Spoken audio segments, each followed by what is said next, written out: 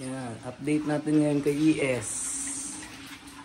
Ito na, na-mount na siya. Halos kompleto na. Shifter cable yung alanganin, hindi pwede yung pang ES. Maiksi siya. Maiksi, hindi umabot na almost 2 inches. So hindi pwede yung stock dito ng ES. Nire-route ko na rin yung clutch, clutch line, pinadaan ko sa ilalim. Pero pang CRV rin to. Pang CRV rin yung clutch line. Nagpalit na rin ako ng pang CRV na clutch. Ano ba tawag dyan? Yung clutch na clutch primary. Kasi may tagas na yung bang CRV. Pero CRV pa rin yan. Tapos yung headers natin okay na. Pang EK yan. Kaya marami tinabas ako na may tinabas ako sa subframe. Wala kasing pang ES eh. Pero kung stock na pang CRV ang gagamitin na header, swak na swak kasi liliko dito pa lang, liliko na siya. Hindi na diretso doon sa baba. Ito kasi diretso to sa baba yung nabili kong header.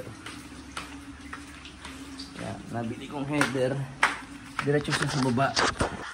Yan, kaya ano pa siya?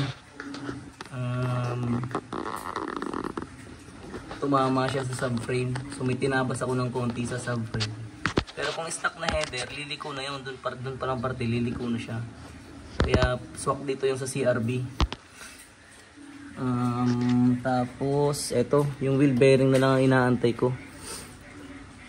Eto pang ES to, pinintahan ko lang pang ES, subframe CRV. Ano pa ba,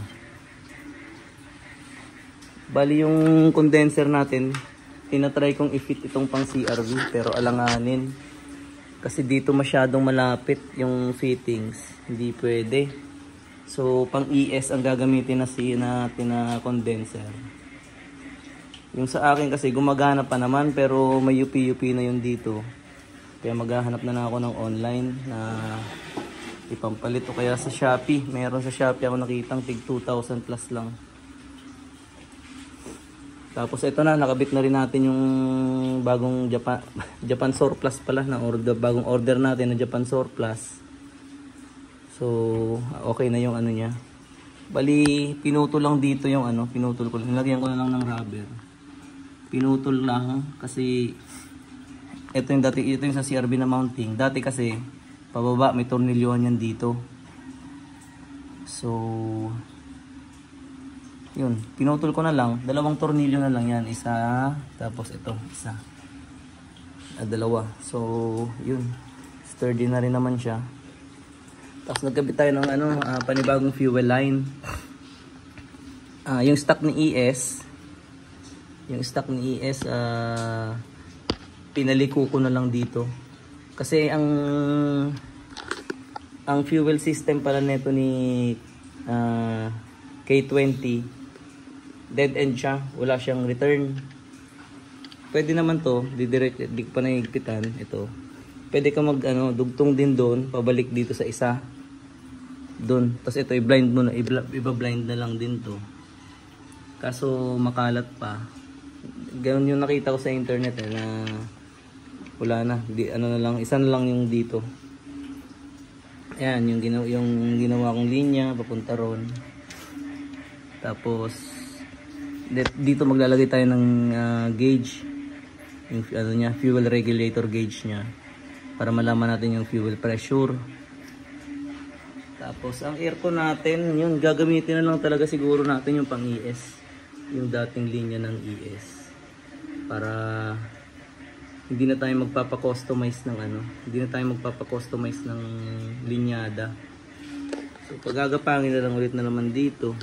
Medyo makalat siya tignan pero yun na lang din. Ano pa ba kulang? Radiator. So sa radiator natin hindi pwede yung ES na 1.6. Trinay ko dito yung sa ES. Ang layo, hindi pwede talaga. Hindi siya pwedeng i-bend itong radiator hose. alanganin kung ibibend. Maraming tatamaan pag magbabibrate ang makina. So nag-order na lang, mag-order ako at naghahanap din ako ng ano, pang dimension na 2.0 para at least yon talagang fit na fit yon. Wala tayong gagawin na adjustment. Kasi yung sa CRV sobrang laki. Matangkad siya, tapos mahaba. So hindi pwede hindi mag-fit dito yung CRV. Madami-dami na rin ang nagamit natin dito sa CRV. Kaya sulit na rin. Sulit na rin yung CRV. Papang parts out natin yon. Ano pa ba? Yun lang yung update natin. Pag matapos to at pag umandar, gawa tayo ng video ng kabuuan. So sige. Good morning everyone.